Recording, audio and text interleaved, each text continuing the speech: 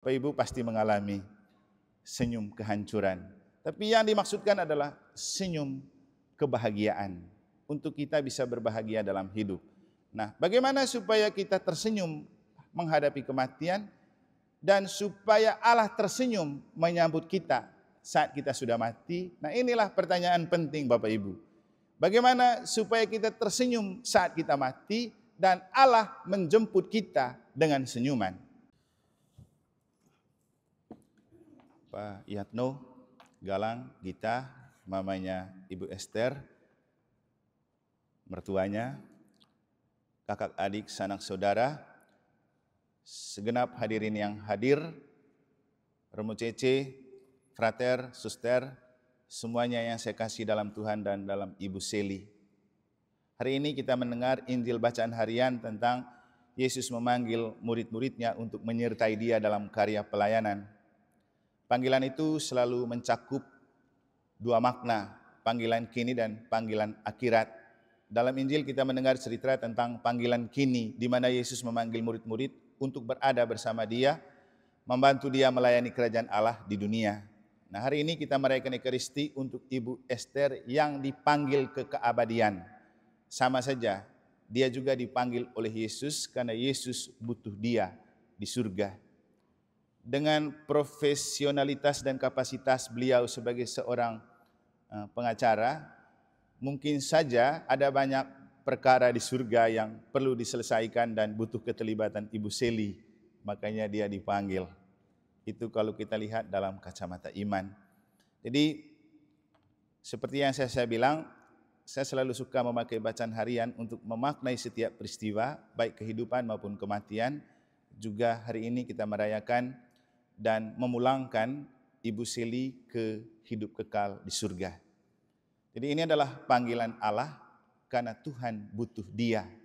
Dan semalam kita telah disadarkan dengan lagu kecintaan beliau selama hidup yang dinyanyikan pada lagu pembuka misa semalam, Indah Rencanamu Tuhan. Dan rencana terindah Tuhan untuk dia adalah dipanggil kemarin ke pangkuannya. Dan dalam referen Mazmur kemarin, kita juga diingatkan dengan sebuah kata-kata Mazmur. Ya Tuhan, aku datang melakukan kehendak-Mu. Dan Ibu Seli telah mengungkapkan itu di hadapan Allah. Karena Tuhan yang memanggil, dia berkata, aku datang melakukan kehendak-Mu. Ya, kehendak untuk menyelesaikan kalau ada perkara di surga kan oleh seorang pengacara gitu. Atau mungkin juga ada masalah-masalah seperti kekerasan terhadap perempuan dan anak-anak, karena beliau juga seorang aktivis yang banyak berkiprah di dunia pembelaan hukum bagi hak anak-anak dan perempuan. Setidak-tidaknya itu yang saya alami waktu dulu saya tugas di Dompu, dan ketika di keuskupan KKP PMP itu kan bicara migran, perantau dan anak-anak itu kan ada di bawah bidang BPU, dan waktu itu saya ketua bidangnya, sehingga saya tahu persis. Dan Ibu Seli masuk dalam tim advokasi untuk migran dan perantau Keuskupan Denpasar. Hal yang membuat juga saya tadi malam pergi misa itu karena mengapresiasi dan mengucapkan terima kasih kepada beliau sebagai seorang rasul awam yang berguna untuk gereja, khususnya gereja di Provinsi NTB atau Dekenat NTB dan Keuskupan Denpasar. Nah, hari ini saya coba lebih dalam memaknai kematian beliau, karena kita tidak bisa mengubah kondisi seperti ini menjadi tegak kembali. Tapi yang kita bisa buat adalah memaknai seluruh hidup dari Ibu Seli untuk kita hidupkan, sehingga ia walaupun badannya kaku dan mati dan terpisah dari kita, jiwanya tetap hidup dan ada bersama kita. Di antara banyak ekspresi yang telah ditunjukkan oleh Ibu Seli, dari yang saya lihat, salah satu keistimewaannya Ibu Seli adalah pribadi yang murah tersenyum. Dan kemarin juga salah satu lagu yang dipakai untuk mendedikasikan misa di rumah itu kan lagu Hadapi dengan Senyum. Boleh nyanyi sedikit itu? Kita nyimak baik-baik kata-katanya. Hadapi dengan senyum. Karena kenapa saya suka untuk melihat lebih dalam, itu adalah ciri khas Ibu Seli yang juga mati pada saat tabisan Uskup Surabaya, yang dalam misa pontifikal kemarin juga Monsinyur Didit bicara tentang bagaimana dia belajar untuk tersenyum supaya dia betul menjadi sahabat yang penuh kasih untuk sesama. Nanti baru kita lihat bersama. Coba nyanyikan.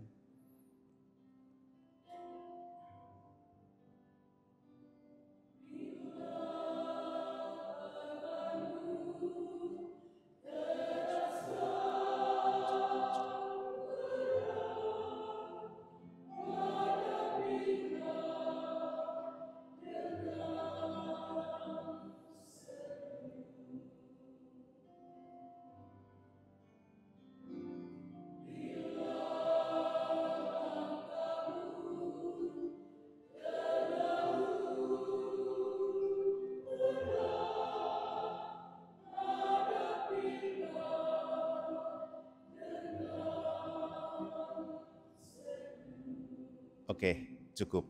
Intinya begini, hadapi siapapun dan apapun dengan senyum, itu memberikan kekuatan tersendiri.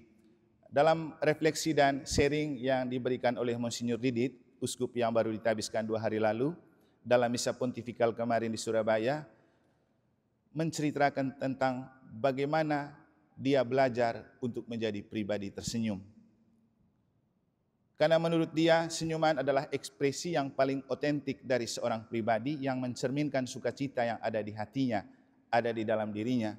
Kalau kita mudah tersenyum dan murah senyum, itu sangat jelas menunjukkan kita sedang mood, hati kita sedang baik-baik saja.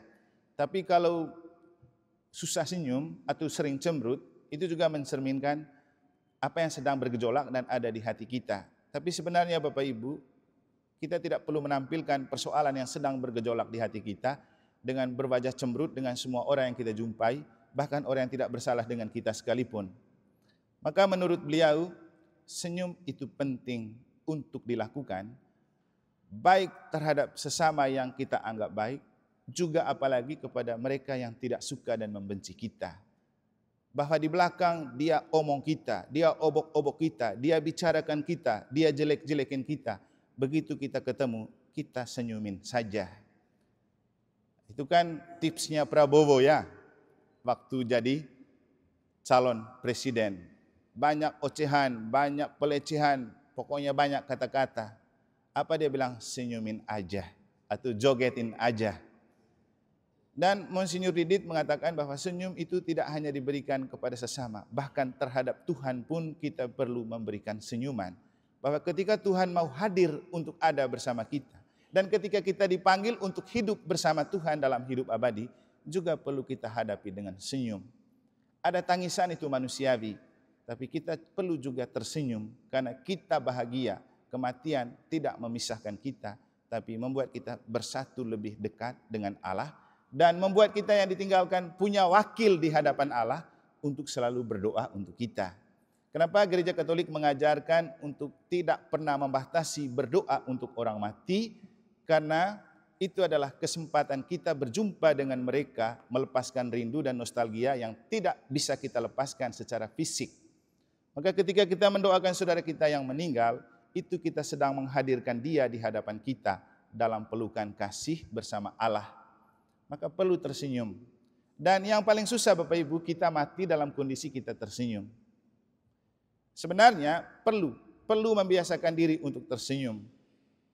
Karena ketika itu sudah menjadi sebuah habitus, itu akan terus melekat di dalam diri kita. Bahkan Monsinyur Didit bilang, bahkan ketika kita sedang berdoa pun, jangan lupa tersenyum. Biar Tuhan lihat, kita itu bersuka cita berjumpa dengan Tuhan. Bapak Ibu coba nanti jangan lupa kalau yang ada bawa cermin, begitu masuk di gereja, jangan hanya lihat lipstik dan bedak saja ya. Bolehlah sesekali lihat ekspresi, tersenyum enggak saya sudah di dalam gereja ini. Tentu susah ketika kita masuk di pintu, kita langsung melihat orang yang kita tidak sukai dan kita benci, maka dalam sekejap wajah kita bisa berubah seperti mayat. Tapi Bapak Ibu masuk ke gereja perlulah Anda tersenyum. Karena berjumpa dan senang berjumpa dengan Tuhan, senang berjumpa dengan sesama. Karena senyum adalah ekspresi yang paling otentik untuk menunjukkan jiwa kita yang penuh sukacita. Ibu Seli telah menunjukkan dan meninggalkan kenangan terindah yang di antara banyak ekspresi yang telah dia lakukan sebagai seorang advokat, seorang caleg, seorang aktivis. Senyum adalah sebuah kekuatan yang telah Ia tebarkan dan Ia berikan. Kalau kita bicara tentang hadapi dengan senyum, Romo Cece selalu berkomentar begini, tetapi awas senyum kehancuran. Nah, mungkin Romo Cece paling pakar itu menghadapi senyum kehancuran. Senyum kehancuran itu kira-kira seperti apa ya? Bapak Ibu pasti mengalami senyum kehancuran. Tapi yang dimaksudkan adalah senyum kebahagiaan. Untuk kita bisa berbahagia dalam hidup. Nah, bagaimana supaya kita tersenyum menghadapi kematian dan supaya Allah tersenyum menyambut kita saat kita sudah mati? Nah, inilah pertanyaan penting Bapak Ibu. Bagaimana supaya kita tersenyum saat kita mati dan Allah menjemput kita dengan senyuman? Kira-kira bagaimana caranya? Itulah yang dimaksudkan dengan kesetiaan iman. Bapak Ibu perlu setia dalam iman. Kalau kita setia dalam iman, seperti Yesus setia, begitu kita mati, Bunda Maria siap memangku kita. Seperti yang saya ajak tadi untuk kita lihat patung Pieta itu. Tadi malam itu waktu menyanyikan lagu itu, saya langsung membayangkan, seperti inilah Ibu Maria memangku Ibu Ester sebagai putri kesayangannya dari paroki Santa Maria Immaculata Mataram. Bapak Ibu, kita berpelindungkan Bunda Maria itu bukan hanya asal-asalan. Dengan itu, Bunda Maria diberikan tanggung jawab untuk menjaga dan mendoakan kita, baik waktu hidup maupun mati. Sehingga dalam doa Salam Maria kan kita minta apa? Santa Maria Bunda Allah, doakanlah kami orang berdosa ini sekarang dan waktu kami mati. Nah, cari di mana ibu kayak gini? Cari di mana ibu yang setia untuk mendoakan, memangku kita saat masih hidup dan mati. Nah, itulah Ibu Maria. Sehingga saya selalu bilang, perlu bangga Anda menjadi orang Gereja Katolik umat paroki Mataram yang berpelindungkan pada Bunda Maria. Karena tanggung jawab Bunda Maria bukan hanya saat kita hidup, tapi juga saat kita mati. Itu Anda pasang patung Pieta di belakang gereja. Bunda Maria selalu memangku kita, baik waktu hidup, apalagi setelah kita mati. Maka setia dan taat dalam hidup beriman dan menggereja itu kunci untuk kita mati tersenyum dan Allah tersenyum menerima kita. Tidak mungkin Allah tidak tersenyum kalau lihat seperti Bunda Maria memangku Yesus kan. Demikian juga Bunda Maria memangku kita. Kan dia tersenyum. Tersenyum bahagia, marilah anakku. Jadi Bapak Ibu Saudara-saudari, belajar untuk setia dan taat dalam hidup beriman dan menggereja itu penting. Kalau waktu misa Bapak Antonius beberapa hari lalu, saya kasih judul khotbahnya, ambulans kita ke surga adalah Ekaristi.